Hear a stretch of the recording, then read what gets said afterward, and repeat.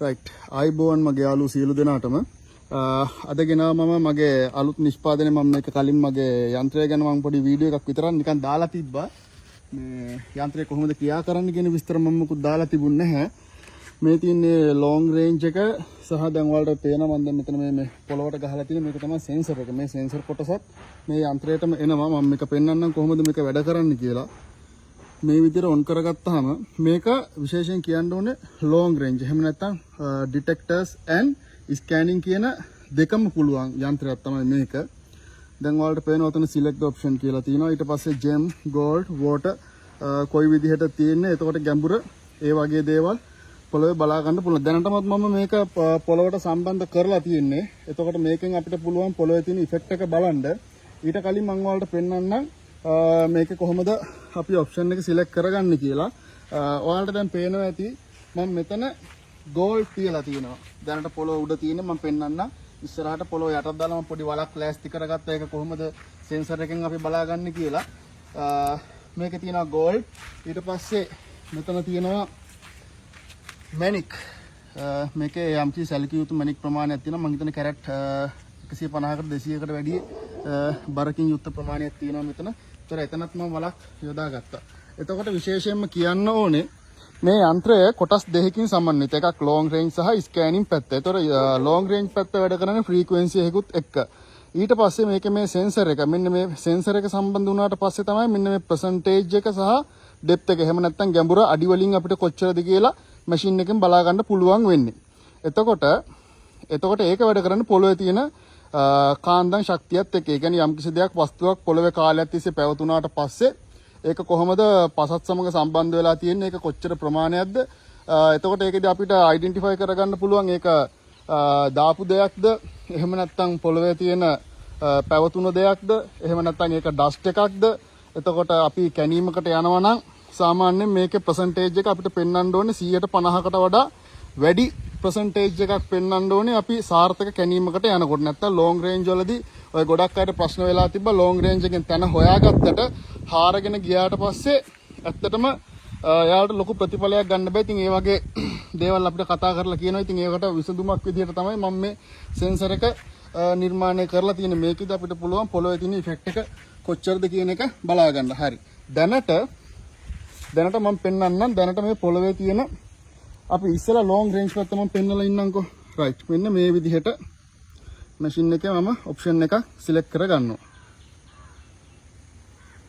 right. දැනට මම මේක දාලා තියෙන්නේ gemstone වලට. gemstone වලට දාපුවාම කලින් විදිහම මගේ කලින් වීඩියෝස් වලත් බලන්න වීඩියෝ එකට subscribe කරලා තියාගන්න. ඉස්සරහටත් මේ වගේ අලුත් නිර්මාණයක් ආපුවම මම ඉදිරිපත් කරන්න. හරි. දැන් මම long range එක on කරලා තියෙනවා gemstone වලට. right. බලා ගන්න දැන් මැෂින් එක කොහොමද ක්‍රියා කරන්න කියන එක.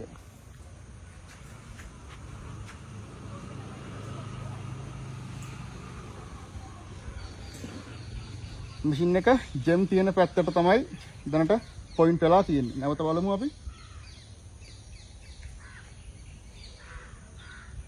ඒක ලොකු දෙයක් මට පෙන්වන්නේ නැහැ. මොකද කලින් මම වීඩියෝ වලත් මම පැහැදිලිව දාලා තියෙනවා කොහොමද ඒක වැඩ කරන්නේ කියලා. නිවැරදි පොයින්ට් එකට ආපුවාම long range යන්ත්‍රයක් කියන එක ක්‍රියාත්මක වෙනවා.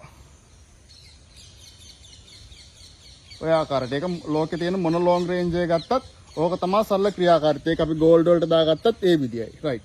අපි නැවත බලමු දැන් මේකේ sensor එක කොහොමද වැඩ කරන්නේ කියලා. දැන් මේ percentage මොකුත් පෙන්වන්නේ නැහැ.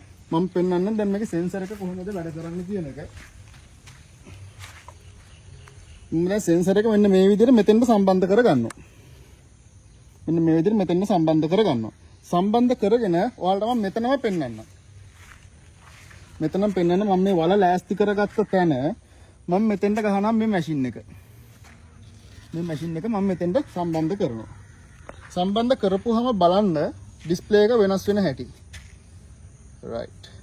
දැන් මෙතනදී පෙන්වලා තියෙනවා gem කියන ප්‍රතිශතය 109යි අඩි 5ක් ගැඹුරකින්, gold කියන ප්‍රතිශතය 106යි අඩි 6ක් ගැඹුරකින්, වතුර ප්‍රතිශතය 147යි අඩි 39ක් කැටින්. ඒ කියන්නේ මේ පොළවේ ගත්තම සමරි එකක් විදිහට වතුර කියන කැණීමකට ඇත්තටම යන්න පුළුවන්. අපිට gold සහ gem කියන කැණීමකට අපිට යන්න බෑ. ඒ කියන්නේ මේ වගේ දෙයක් මේකේ නෑ කියන එක. ඊටාම සුළු ප්‍රතිශතයක් තමයි මේ පොළවේ තියෙන. මේක සාමාන්‍ය පොළවක්.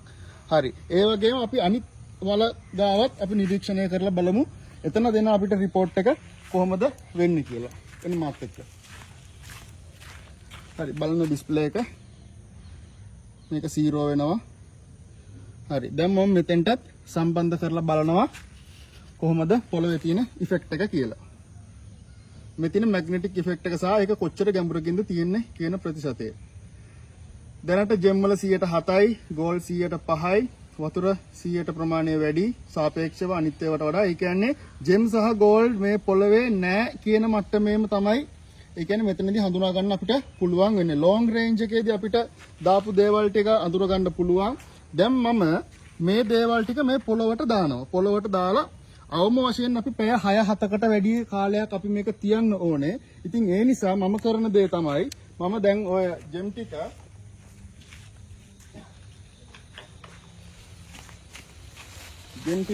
මම වලලනවා. මම මෙතන වලලන්න කටයුතු කරනවා.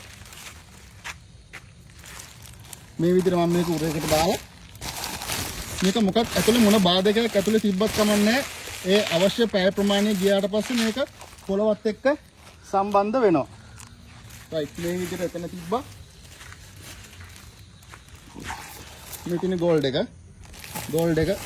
ඒකත් මම මෙන්න මේ උරේටම දාලා මෙතන සම්බන්ධ කරගෙන මම මෙතන දැන් වල වහ ගන්නවා.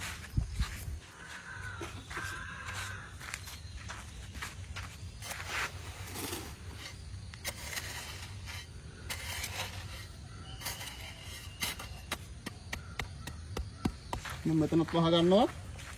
ඊට පස්සේ මෙතන මැණික් දාපු තැන ඒකත් වහගත්තා. රයිට්. අපි එහෙනම් ඊට පස්සේ ඔන්න දැන් ඔයාලට දැන් තැන් දෙක පේනවා. තැන් දෙකම පෙන්වන්න. මෙතන තියෙනවා ගෝල්ඩ්. මෙතන තියෙනවා ජෙම් එක. එතකොට ওই තැන් දෙකම මම දැන් වලවලා තියෙන්නේ. දැන් මේක මම තියන්න ඕනේ අඩුම පැය 6කට එහා. සාමාන්‍යයෙන් මම රෙකමන්ඩ් කරන්නේ නම් සතියක්වත් තියන්න ඕනේ කියන එක. ඒත් ප්‍රශ්නයක් නැහැ. මම පැය 6ක් 7ක් විතර තියලා ඔයාලට පෙන්වන්නම් මේකේ ඉෆෙක්ට් එක කොහොමද මේ පොළවේ බොන්ඩ් එකත් එක්ක මැෂින් එකෙන් කොහොමද හඳුනගන්නේ කියන එක. රයිට් මම හරියටම දැන් පැය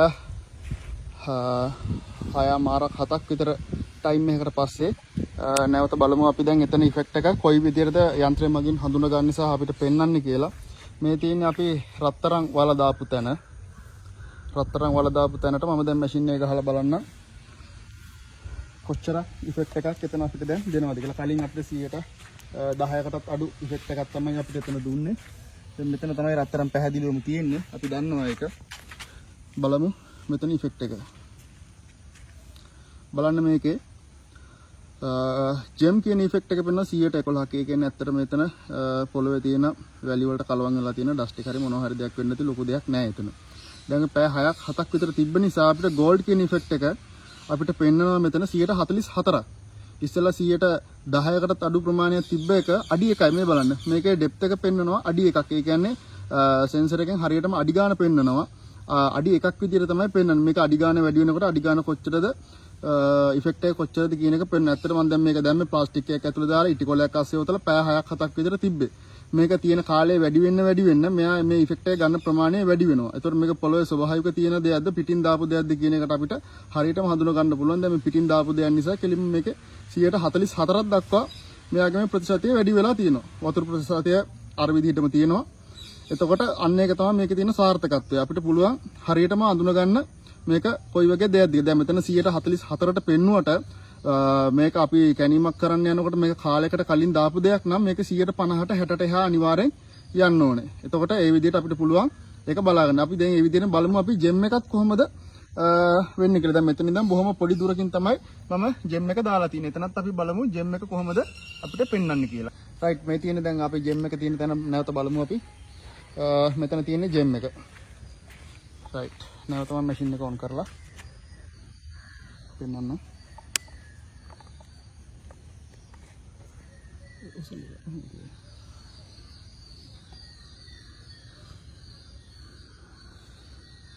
දැනට 0 තියෙන්නේ. හරි බලමු අපි ජෙම් එක තියෙන තැනට මම දැන් මේ මැෂින් එක සෙන්සර් එක දීලා බලනවා කොච්චර ප්‍රමාණයකින්ද මේක ගන්න කියන එක. බලමු අපි මැෂින් එකෙන්. මම මෙතන කැරට් 100කට ආසන්න ප්‍රමාණයකට වැඩි දාලා තිනවා. හරි දැන් බලන්න. අතන ගෝල්ඩ් 105යි. දැන් මෙතන ගෝල්ඩ් පෙන්වන 105යි අඩි 23ක් යට. ඒ කියන්නේ පොළොවේ තියෙන ඩස්ට් එකක් මොකක් හරි දෙයක් සාර්ථක දෙයක් නෙමෙයි. ඇත්තට දැන් මෙතන ජෙම් වල අඩි 1කින් යට දැන් අඩි 1.5ක් වගේ යට තමයි මම දැන් දැම්මේ. අඩියක් විතර වල දැක්ක මම උදැල්ලෙන් හැරුවේ ගොඩක් යට හරන්න බැරි නිසා. ඉතින් මෙතන පැය ගානකට පස්සේ පෙන්වනවා 155ක වගේ ඉෆෙක්ට් එකක්. 155ක්. ටයිම් එක වැඩි වෙන්න යාගේ ඉෆෙක්ට් එක යා වැඩි කරගන්නවා. ඉතින් කාලය තිස්සේ අපි මැනික් කටයුතු අපි කරනවා නම් එතකොට අපි ඉල්ලමක් බලනවා නම් අපේ ඉල්ලමේ කොතනද තැන කොච්චර ඉෆෙක්ට් එකක්ද පොළවේ තියෙන අපි කොතනද කැණීම කරගන්න ඕනේ. අපි සාර්ථකව කැණීමක් කරගන්නේ කොහොමද? ඒ සියලු දේවල් මේ ලොන්ග් රේන්ජ් එකෙන් ඊට පස්සේ මේ ස්කෑන් පැත්තෙන් ඒ සියලු දේවල් කරගන්න පුළුවන්. ඉතින් ඒක තමයි මැෂින් එකේ සාර්ථකත්වය. මම මෙච්චර කල් මැෂින් එක අවුට් කරලා තිබ්බේ. ඒක වලට පෙන්වන්න. ඉතින් ඕක තමයි මැෂින් එක ගැන මට කියන්න තියෙන්නේ.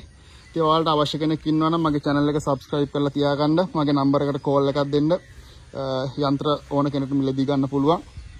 විශේෂයෙන්ම දේශීය මැණික් කටයුතු සඳහා ස්වභාවික නීත්‍යානුකූල කටයුතු සඳහා විමසන්න අවශ්‍ය ඕනෑම සහයෝගයක් ලබා දෙන්න පුළුවන්.